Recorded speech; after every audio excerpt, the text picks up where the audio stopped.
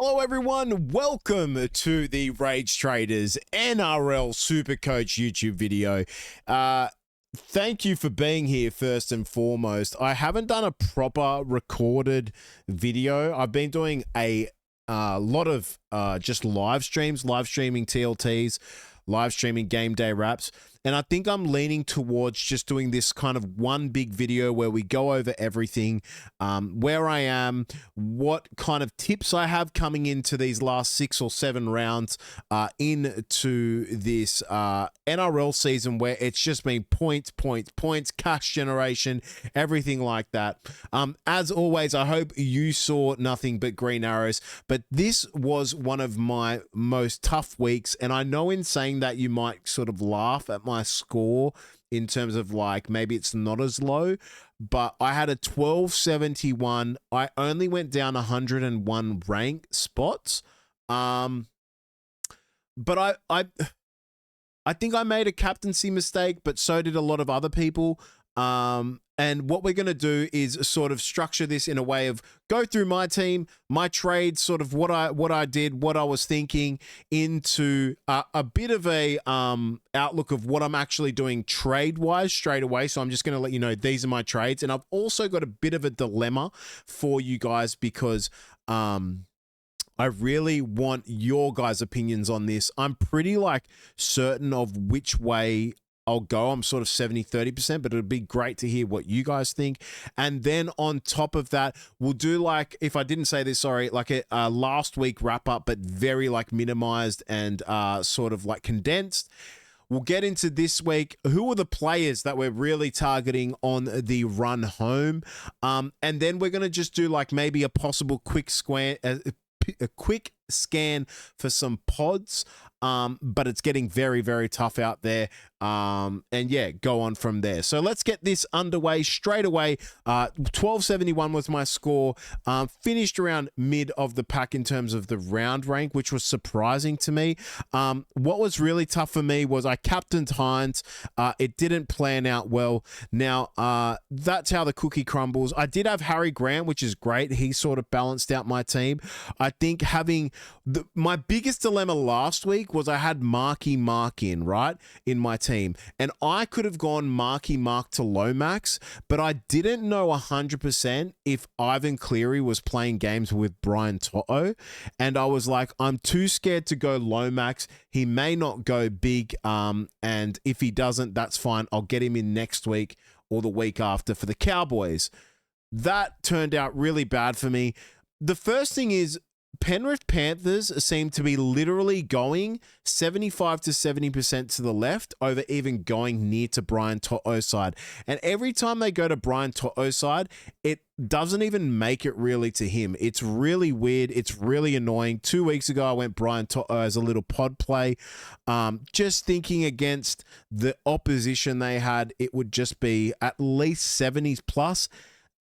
And it's not working out. And unfortunately, well, we don't know yet, but I have to stick with it. I can't just rage trade him out.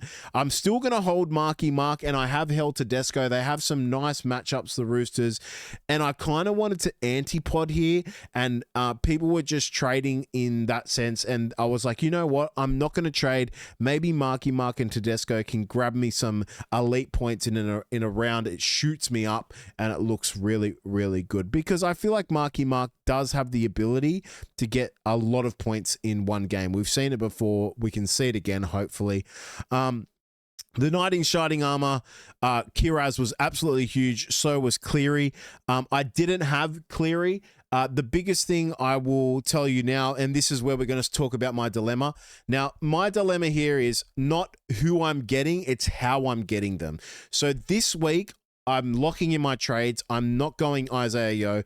I'm going Cleary. So I'm going Hughes to Cleary, and I've gone Tino to Nikora.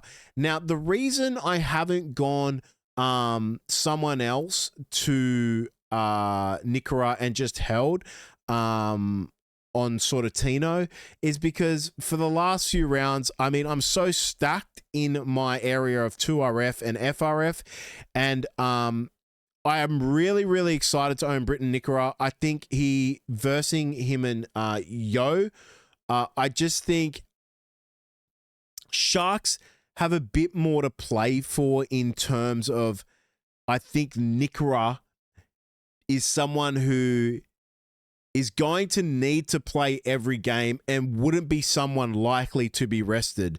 But if Penrith get in a position where they can't make the top 2, they are definitely in the top 4, I think there's more of a likelihood where we see a Yo resting over a Nikora resting.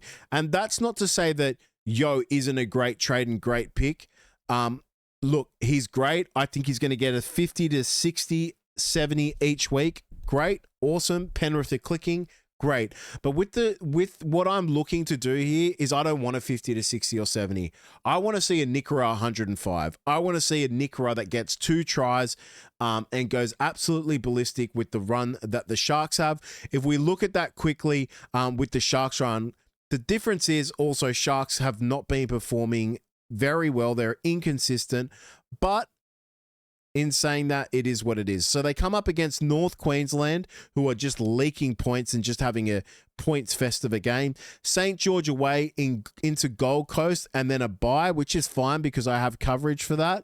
Into Newcastle, then Bulldogs away. That's fine. I wouldn't likely play him there anyway. So that's 2 games out of 1, 2, 3, 4, 5, 6. So 4 out of 6 games, I'm going to be playing Britain Nikora. And I'm happy with that. I'm really happy with that. And I think I'm hoping he could go absolutely ballistic. Here, when we have Penrith, they have Gold Coast, Newcastle, Melbourne, Canberra, Bulldogs, St. George. So there's 2 tough games in there for Yo, maybe 3, and a possible resting as well. You don't know. That game in the end against St. George, he could be rested. So that's like sort of where I'm thinking about that all. But you let me know what you think below. Now, the dilemma is this. I've done my trades for this week. It's Hughes to Cleary and Tino to Nikora. Now, I really want to get in Lomax next week for this North Queensland game. The problem is, if I do this now, what I need to do next week is I need to trade him.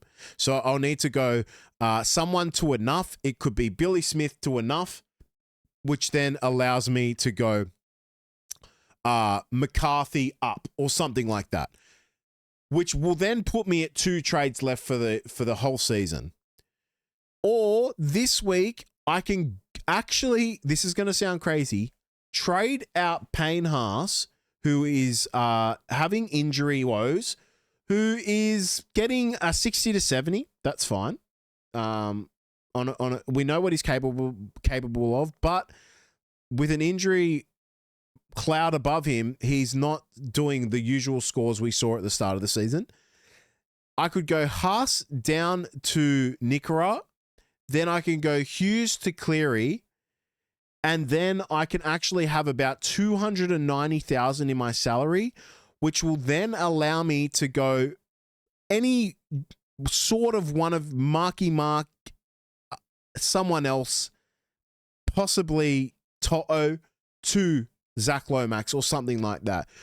I think the first option, which is the option I've already implemented, is better. Tino and that, and just do the 2 trades, get Lomax in, and just play super tight Supercoach footy. Because when I look at my team, I just think I'm so set in all areas besides not having Lomax. Like I have the 3 fullbacks. I'm gonna have the 4 main CT dubs next week. I've got Hines, Cleary, Galvin, Campbell, which is amazing. My 2RF is completely stacked. My FRF is completely stacked. And obviously the only thing I don't want is Harry Grant getting injured. So let me know in the comments below what you think about that, because it's an interesting spot to be in. But yeah, I really wanted to sort of gather what you guys would put in the comments. But yeah, let's get straight into it. You know my trades now. You know where I'm sitting. We're just out of the 1K. It'd be great this season if I could just finish in top 1K. I think that's going to be my goal, but we'll see how we go. And let's get into a quick wrap up. Now, we'll also go into team lists a bit. I don't think, honestly, there's anything major in the team lists, in my opinion. But Roosters Storm, this was an absolute amazing game for Harry Grant. Tedesco at 64, you'll live with that. I think if you did trade out Tedesco, it it's going to bite you in the back a bit. The fact that Roosters scored 30 points and he only got 64 is something that just baffles me sometimes when they score so many points, but yet he's not reaching or peaking near that 90. The biggest talk is obviously just Melbourne without Jerome Hughes now. Does Katoa drop off a bit, etc.? I'm still going to hold Katoa. He's actually someone else who I could replace in that sort of trade as well, rather than Haas. That's what I was thinking, but I think he's just a hold. It is what it is. Tupou's been also great for people that went Tupou as a little pod play. And Watson out of the Watson, Harry Grant, and Blake Brayley sort of trinity, the Watson has actually been the least performing, which has actually super surprised me. But so far, yeah, if you're a Watson owner, you just live with it, but you wish you were kind of on Harry Grant or Blake Brayley at the moment. Cowboys and Dragons, I'm going to talk about this as we go in the game day. I think this whole talk about Dearden now being like one of the biggest trades, and we will go over trade coverage as well. I'm a Cowboys fan, and I personally am not a fan. I would not recommend anyone to trade Dearden in, to be honest with you. If we look at North Queensland's draw coming up, so basically they've got Sharks away into Para away. Now, a lot of people disrespect Para, but this is now a Para with Moses. It's away at home. They play better at home, and they've actually been playing some really good footy. So I wouldn't actually be taking in this sort of Parramatta easy game, easy matchup sort of lifestyle. He's got Newcastle, which is nice. West Tigers great. Broncos then bye. Look, I can see why you do it in the 5/8. I would never do this in the halfback. With the run that the Sharks have, and obviously Cleary being where he is, don't do it.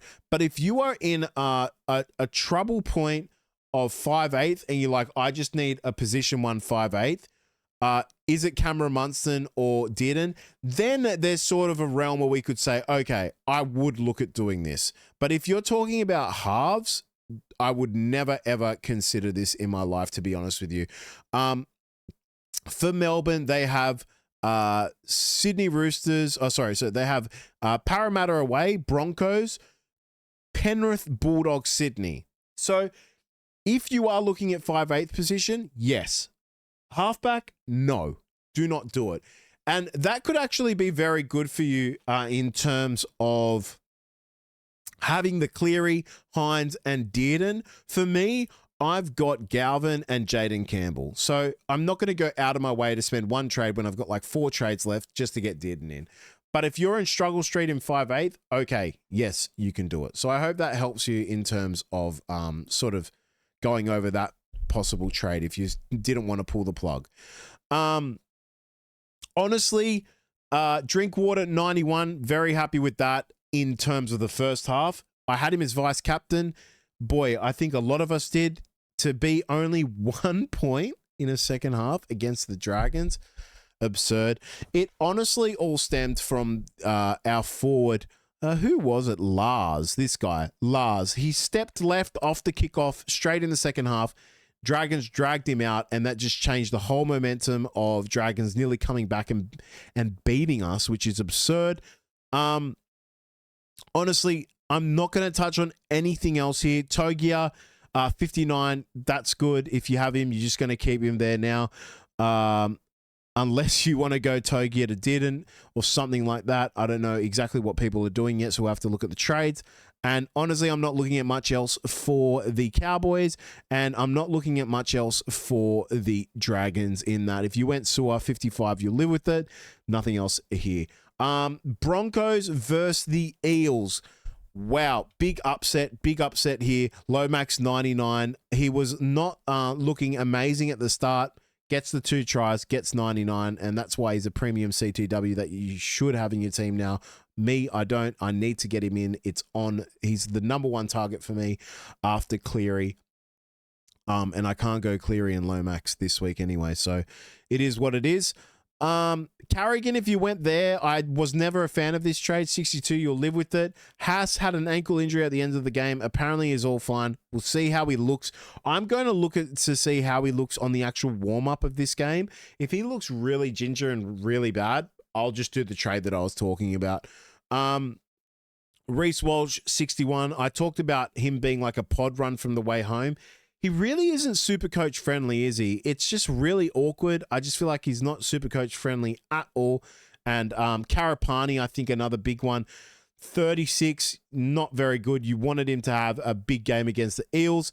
And these are the random type of games the Eels turn up and just win. It's honestly so random, but yeah. Williams, Jack Williams, 57. Okay. I did speak about him a couple of weeks ago. Thought he'd do a bit more than this, but he's still doing a 57. That's pretty good for someone who's a 2RF FRF dual. And that is it really for the Eels. Moses, 43. That's all. Warriors, Titans. Tuivasa-Sheck, spoke about him as a pod. Really wish I went there or to Gagai over Brian To'o. Would have been having me sitting in a much better position. Halasima, for those who went him, that's really good because people were mentioning him to me as a little pod play because he's getting the starting role. The worst thing here is the Warriors are losing games at home. You can tell that the Metcalf injury is hurting them a bit, and hopefully they can stay intact coming into finals. Campbell, 115, absolutely massive. And honestly, that's the only person besides Tino I really care about in the Titans. Aaron Clark, 59, kind of been dipping off here and there. You live with the 59. He's a solid 60 type of player. If he gets the try assist or something more, he can tend to push the 90s, which is really nice. But we'll have to pay attention to him because if he does fall off, he could be someone you literally hop off. But coming into this later the season, I think you just leave him as is. Tanner Boyd, 57. If you did go him, that's pretty good. You'll like that. And that is it. Honestly, it's very big. I'm just really, I had someone that went RTS when I was speaking to him on Facebook. I'm like, you're crazy. But then I looked at their schedule and I was like, you're not crazy. That's very valid. So he's doing quite well. Panthers versus Tigers. For the first 25 minutes of this game, I was like, yep, this is actually going to be a close game. Next 40 minutes, yep, no. 83 for Yo. A lot of people going to him now. I think he had 60 plus in base. Pretty sure he had a try assist this game. Edwards, thank God, because I thought he was going to go a bit more than this, but still 85. Very nice. Cleary, huge. Really wish I had him last week. It was like, why do I need to trade Hughes to Cleary now? They're completely fine. I'm not going to waste a trade. Oh, great. Hughes gets injured. Cleary goes 118. Typical Supercoach stuff. Terrell May, 74. You'll live with that. We know who the best FRF pairings are. Lindsay Smith, that's absolutely huge, by the way, 119. Just wish he got more minutes in this team. But he's an absolute gun. Casey McLean has been a great pod, by the way. I don't think you can go to him now, but if you've been on him, that's exactly the play, and that's exactly what you've wanted to see. As I talked to you about Brian To'o, I just hope to see a bit more ball to the right. If you went Taylor May, 49, you'll live with that in a game like this against the Panthers losing by 34 points. So that's something that you'll live with and just go on to the next. And honestly, nothing else much he's Supercoach-wise to talk about. No, Latu Fainu, 20, bit rough there. Honestly, massive props to the Rabbitohs. I thought this was going to be like a 40-16 type game. This is the exact thing. You've heard me say it here before, guys. Sharks are pretenders. You can never guess with these guys if they're going to turn up and swat a team or it's just going to be a close game like this. Mulatalo, 91, great. But the biggest issue here was a lot of people, I think it was like 41% captain Hines. For Noah Blake, I've still got him in my team. He's just going to remain in my team. 56. He actually scored more than Tarpanay, who I didn't play, and then I played for Noah Blake, so it worked out. Hubner, I've still got Hubner. Gets a massive 81.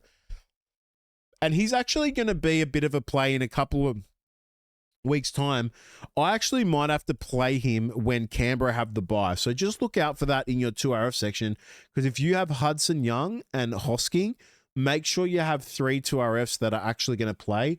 Souths play Para that week, so if I need to, I will put in Hubner, but hopefully I should be fine. But if not, honestly, he's a workhorse. He's an absolute beast. So yeah. Nothing else to really talk about much here. I think Totola had a dislocated shoulder or something like that. I don't know if that's right. Let me know in the comments. But yeah, South, if it's not injuries, it's suspensions. A very tough season for them. Pardon me. Ramian was nice, 59. But I'm not going to go anywhere else with the Sharks besides looking at Britain Nikora now. And hopefully they turn on the stove and heat it up a bit coming into these next few games, because they have a very nice run. The biggest miss for me, Raiders Knights, has been not going Dane Gagai. I wanted to go him. I had him in my trades and I pulled out, and it's really hurt over the Toto situation. Timoko, huge 134, but I'd assume none of you really have him. Not much consistency Supercoach-wise from him. Hudson Young, 81. Very nice to see. He got him in my team last week, so very happy with that. Week 68, Hosking 64. Tarpanay, 49. The minutes are reducing. I think they're starting to rest him, so it's getting a bit annoying there, but I've got the front row forwards to cover, so I'm just chilling with that. Claypool Pierce, 96. That's huge as well. As I've said before, the only person you should have in your Knights team right now is most probably Gagai, because he got the fullback opportunity. Maybe Dom Young, but honestly, don't touch anything else in the Newcastle Knights. Raiders-wise, Fogarty has been absolutely amazing this season. I think he's honestly been one of the best performers this season, along with Canberra Raiders. And if you've had him since the get-go, boy, that is top-notch. Pardon me. Bulldogs 42-4 against the Sea Eagles. This is the Canterbury Bulldogs coming in and saying, yeah, we're premiership contenders. This was absolutely massive, and this is why I think also Eagles are pretenders. I shouldn't say that in a bad way. I just feel like Eagles are so inconsistent like Sharks sometimes, and you just don't know what team is turning up. Like generally when we watch the Bulldogs or we watch Melbourne Storm or Penrith Panthers now, we kind of know what we're going to get. With Manly, it's a bit different. Look, Turbo's been great. 76 in a 38-point loss.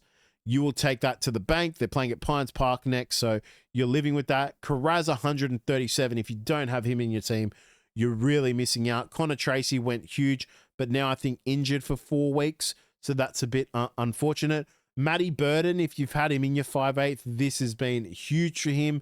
124 is absolutely massive. Kickout with the 92. Good to see a bit of a return on Kickout and Preston. There's been quite some dull weeks from them in the last 2 or 3 weeks. Galvin's been huge. I've held him all season. I'm starting to get dividends. Garrick, a lot of people trading Garrick. I don't think it's a trade unless you're doing some random thing to get to Lomax or something. But if we look at Manly, look, they're a top 8 team. They're coming into Sydney Roosters, who can let in a lot of points. That's at Pines Park. Then they're versing Canberra away, sure. But then they verse the West Tigers, Dolphins, and St. George.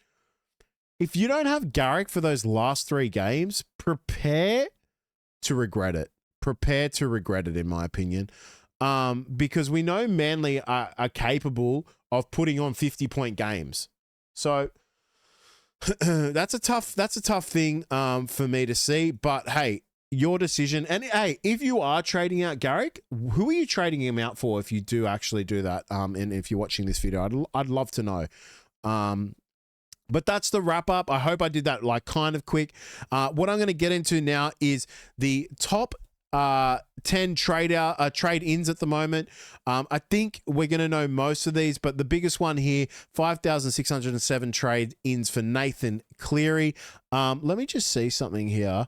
So Hughes goes out for Nathan Cleary. A lot of people trading in Harry Grant from Jerome Hughes, 1,094. That's very interesting. I wonder if they're just swinging Sandon Smith down and then getting Grant in. That's a very interesting trade. I'm not sure how I feel about that. And considering Melbourne's draw, that's we've spoke about this before, but what do they have? They have, I would go Blake Brayley.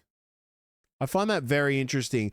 I think if you're one of those people, I personally would go Blake Brayley, knowing the Sharks run. So I'll just go through the Sharks run with you.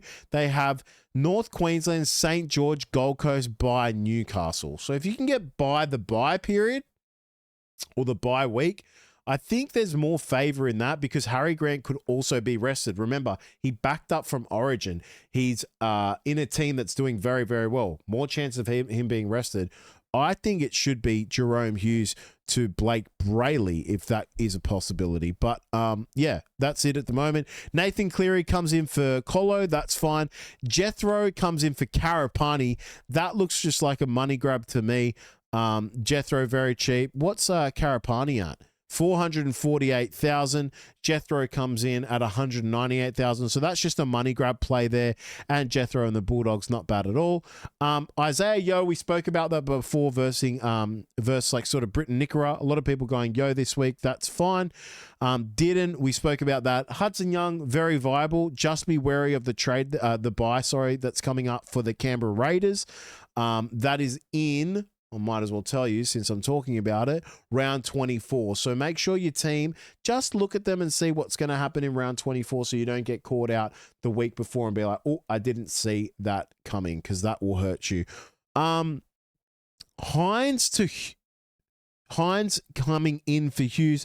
That's fair. Tino coming in for Cleary. So a lot of people grabbing in Cleary, which is very, very important. And yeah, people still bringing in Carraz this week. That's huge. People still bringing in Edwards. Whoa. So yeah, a very big week getting the premiums. It's going to be very interesting. Also, if you could let me know in the comments, how many trades do you have left? Because I know there's people on 1, some are even on 0, and then there's some on like 8 or 6. So it's very, very interesting. I feel like there's two sides of the coin here where people either have quite a bit or they don't have a lot at all. To be honest with you, I'll just speak about what I want to do vice captaincy and captaincy wise this week. I think the most common thing right now is going to be Herbie, what you're seeing now, Herbie Farnworth vice captain against New Zealand into Nathan Cleary captain. I know you guys are gonna hate me for saying this, but I feel like Nathan Cleary at Shark Park. Nathan Cleary. Did I just say Nathan Cleary at Shark Park? I feel like Nico Hines is gonna have a really, really big week against North Queensland. Like, this is the one thing. Sharks at Shark Park is like Manly at Pines Park. Like, it's just vastly different to when they go away. Souths just have this grit about them sometime where they just have this never say die attitude. And yes, they're a horrible team this season, but they've been plagued with injuries. I feel like Sharks are just going to come out and absolutely go ballistic. I just think if there was a crazy world, I could possibly go Nico Hines captain into a vice captaincy of Kiraz into a vice captaincy of Cleary. That's something that I think could warrant, because if something happens, right, then you're going to get way ahead of the competition this week. The Herbie Farnworth, like, he would have to go 120, 130 for you to really have to loop him. I'm not sure if I can see him doing that. Now, if he does, I'll say I'm sorry. I'll eat my words, and so be it. But boy, oh boy, isn't there something about maybe taking a bit of a play this week? Instead of going Herbie, going with a Nathan Cleary vice captaincy. If Nathan Cleary gets like an 80 or 90, like it could be absolutely absurd that you have either like a Karaz or just well, you can't this is the problem. You can't vice captain Cleary and captain Hines. So if I did do it, I would have to go like this, and then I would have to actually have vice captain on Karaz or something like that, and just hope to the gods that I could do something here. So that's something that I'm thinking about, because also I have to think about where does my buy player come into, because I only have one. He's in the CTW, but there's just something that's saying to me everyone is going to be off Nico Hines this week against North Queensland. North Queensland don't have that grit. They just let points in. I'm really, really intrigued by this week, because I think Sharks are going to have a bit of a bounce back.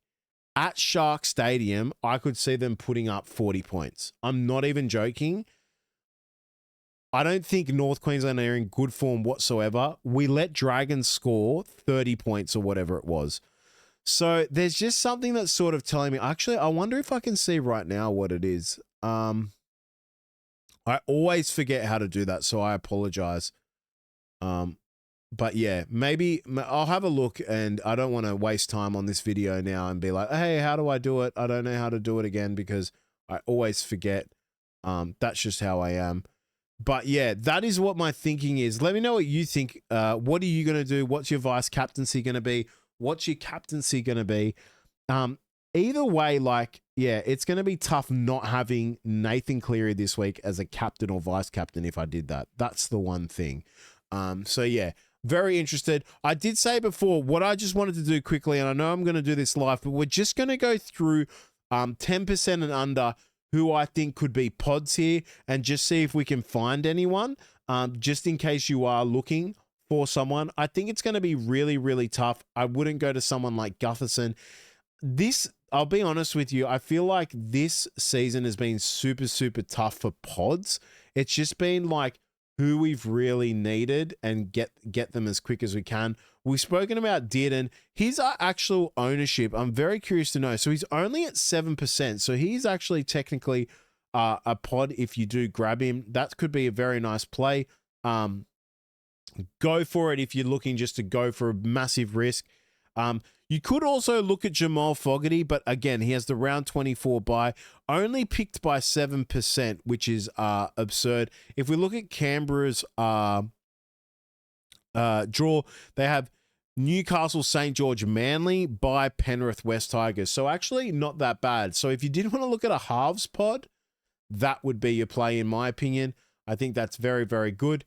And I just love him as a player. Matty Burton has, for some reason, scored so massive and still only 6%.